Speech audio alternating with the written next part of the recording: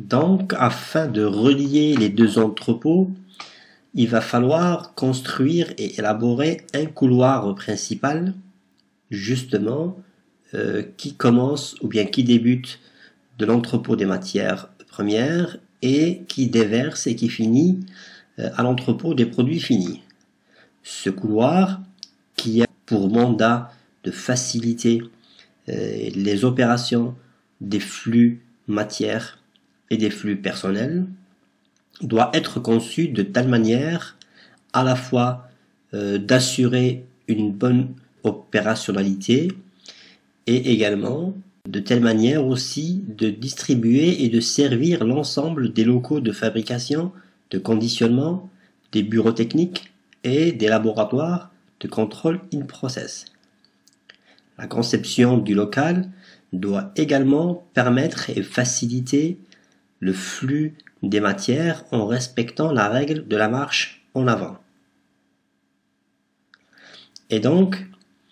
comme vous le savez, dans l'industrie pharmaceutique, le premier souci en matière du contrôle est celui de la gestion de l'air et de l'environnement.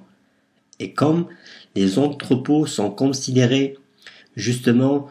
comme des locaux potentiellement source de problèmes, vu qu'ils sont perpétuellement en contact avec l'extérieur, surtout dans les opérations d'approvisionnement des matières premières et dans les opérations aussi de distribution des produits. Et donc l'idée est de protéger justement notre usine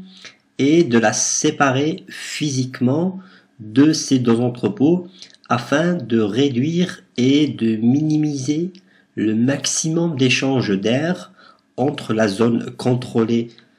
qui est celle de la fabrication et du conditionnement et celle des entrepôts juste à côté.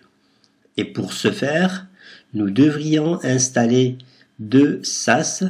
le premier justement entre l'entrepôt des matières premières et la zone de fabrication, et le deuxième sas à la fin de l'usine, en l'occurrence entre la zone de conditionnement et l'entrepôt des produits finis. Donc un sas est tout simplement un petit espace muni de deux portes, et le but est justement